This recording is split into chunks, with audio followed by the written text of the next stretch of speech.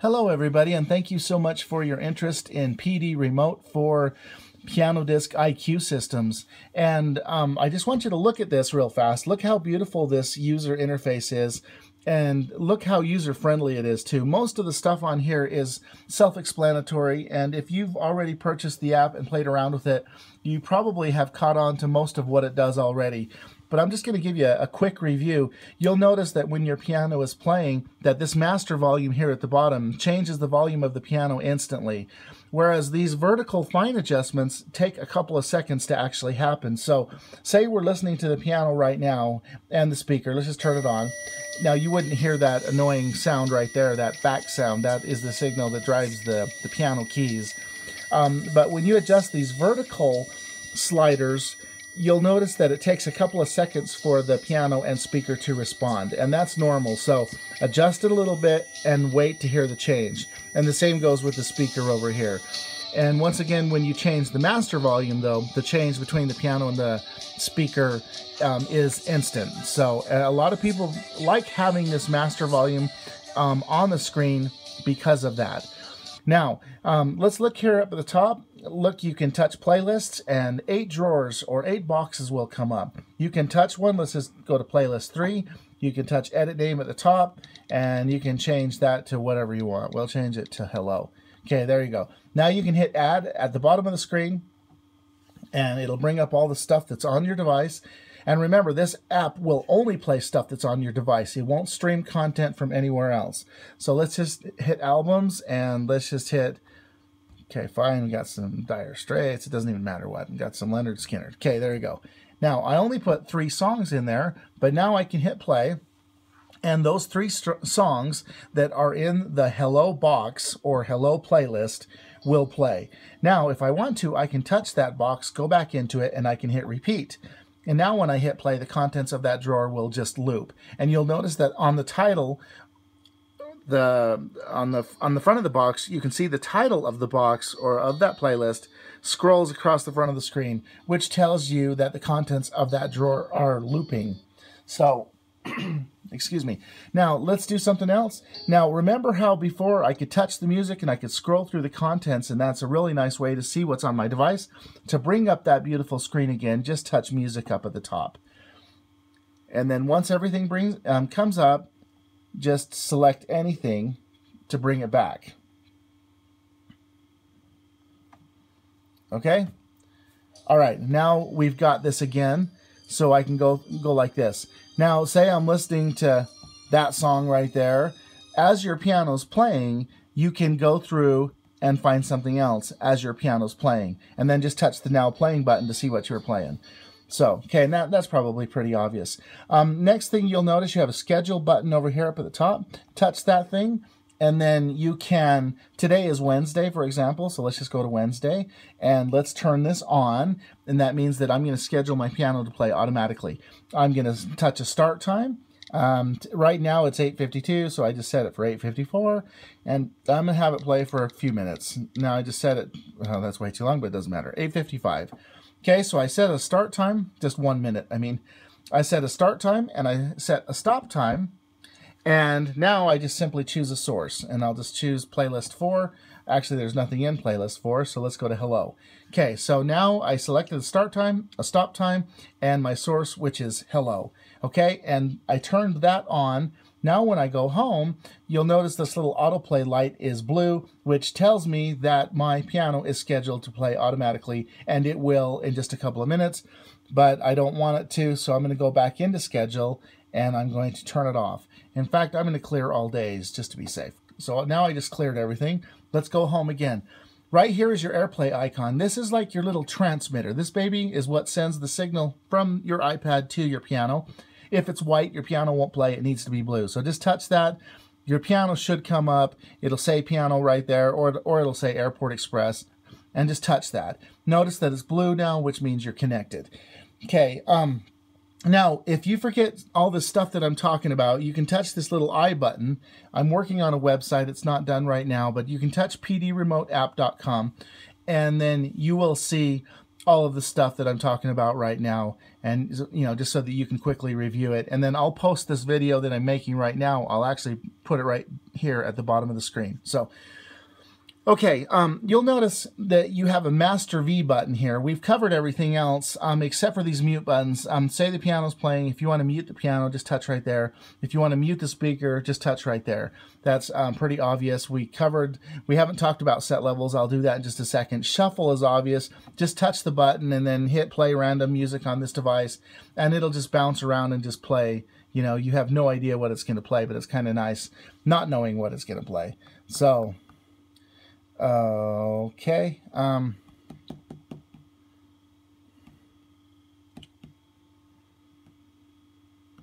Okay. All right, let me show you something else. Okay, notice you have a Master V button, and if you have this app, you already know what that does. What it does is it places and removes this master volume at the bottom of the screen. So let me just show you. I touch Master V, and it says remove master from main. I said yes. Now you'll notice it's no longer there. Okay, why would you want to do that? Well, sometimes it's nice just to have two volume controls. So this one is your piano and this one is your speaker. And you'll notice that the default levels that I've set for this app are probably pretty close for your piano. But let's find something. Let's go to something that's piano and audio. It has both. Okay, fine, there's Willie Nelson. We know he's both. So let's set a song right there. Now, once your piano starts playing and Willie starts singing, and the reason we're not hearing anything is because I'm sending it to my Apple TV. Let's send it back to the iPad. Okay, there's that annoying sound, which is the piano signal. But watch how cool this is. Hit set levels. Bring your piano down as far as it'll go without killing it. Just make it so that those keys are playing nice and softly, but you don't want anything dropping out. Once you've done that, save your piano low limit. A blue line appears, which means that you've set a low level for your piano. Bring your audio down, bring Willie's voice down until it's just slightly above the piano, or just, just until it sounds good to you at that nice and soft level, and then hit save speaker low limit. Now crank up your piano to as loud as you would ever want that song or album to play. Once you've cranked it up, then hit your save piano high limit, and then bring your speaker up and have it be slightly above the piano, or just so that it sounds good at that high level, and then hit save speaker high limit. Now notice too, it doesn't matter once you've set these, feel free if you want to bring it down again. Bring that down and resave your low, and then resave your high if you want to. It doesn't even matter. If I bring this thing down and I'm going to say that's going to be my new low, and that's going to be my new high. And then I can save that particular song, or I can apply that to the whole album. And let's just apply it to the whole album. You'll notice that these little lights appear, the red lights and the blue lights, and that just means that you've set the levels for that particular song or album. And now you'll notice when you turn your piano down all the way and you turn your speaker down all the way, your piano doesn't die, and you don't have notes that are cutting out on you. And when you crank this up, it doesn't blow you out of the house. It's exactly where you told it to go, and you've set this beautiful volume range for the piano and for the keyboard. Now let me show you one other thing. When you go back into set levels, there are a couple of things you can do. Say you're listening to a classical song and you have no idea what it's called. You can actually touch right here where it says always on my mind, well, whatever the title is of the song, and you can change that to whatever you want. Sometimes with some albums, for some reason, a title isn't there. And so you can touch that and name the song whatever you want to name it. Now, you'll notice another thing too. When you're adjusting the levels for a song, your master volume's still there. So just set your master volume and then go through. And I've got a default level, which is that red line, but you can change that to wherever you want or just leave it where it is. But if you change it a little bit, it's no big deal. Now set your low piano, set your low speaker, crank that up, set your high piano, set your high speaker, and then once again you've established those volume limits. Now let's imagine that your piano's playing right now and you're thinking, you know what, I don't have enough power. The piano sounds nice and stuff, but I actually would like a little more juice. I've set this app up so that your device outputs about 80% of the power that it actually has, just to keep it from really, damaging your piano, and just some pianos are just way too loud. But say you need more power. That's easy to adjust. Just hit this button at the top that says adjust max volume right here. just touch that baby and enter 4 zeros. And now you'll notice at the top, you have this master max volume, global master volume maximum. And so you can see that I've set that at about 80%. Well, if you need more power, go ahead and crank that up. And you'll notice that the red line at the bottom goes up and down at the same time. And that is, like I said, that is just a safety feature that I put in there to keep the piano from, playing way too loud. So anyway, that's how you adjust that right there. And once you've adjusted it, just touch that button again, okay? Now, say you want to, well, let's get out. Let's go back to home, and let's go to a piano-only song. Okay, that's piano only. All right, so now you're listening to some Disney stuff. If you go back into set levels, you can adjust the speaker all you want. It's not going to do anything, obviously, because there is no audio. So what you can do is, why not just turn off the speaker? Just touch mute, and it says right here, next time this song plays, the speaker will be off, okay? And sometimes you actually want to do that because on some albums you will hear that weird signal, that weird fax sound will actually come through the piano speaker, and you have no idea what it is. Well, it's just a little bit of MIDI bleed. So it's the piano signal that's leaking into that audio channel. And so once again, just mute it. There's no reason to even have the speaker on. And now when you go back to the main page, you'll notice that you have no control over the audio, and that's good because there is no audio, and you just have this piano signal. So let's go back to set levels again really fast, and let's set a low level for the piano, and let's set a high level for the piano, and let's apply that to the whole album. So now we have a low level and a high level for the whole Disney album, okay? Which is kind of nice to do. Now, if you want to have master volume back again, just touch that master E, and now there's your master volume again. Now, you can also set levels for master volume and just hit set levels. But now what's funny, you'll notice this, is that when you set a low for the piano, you're actually, okay, when master volume is in main, and then you go to set levels, you actually set a low for the piano and the speaker at the same time. And then you set a high for the piano and the speaker at the same time. So you don't have as much control as when you don't have this in main. I know that's a little bit confusing, but you'll get the hang of it once you use this thing a little bit. Okay, we've talked about everything except for settings. If you touch settings right here, just hit 4 zeros to get in there. I've put little notes next to everything that's in there so that you can understand what's going on. For example, YouTube, you touch that, you can read this whole comment, okay?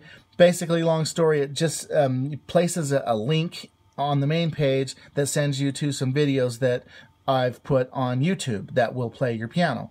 So if you want to turn on YouTube, just touch that right there and turn it on. And you can actually upload your own content and then go to it if you want to. But anyway, that's a long story. Let's hit done and let's hit home. And now you'll notice that you have a YouTube link right there. If you touch YouTube and then touch sample user content, it'll bring up this page where I've loaded some piano disc videos, which is kind of fun.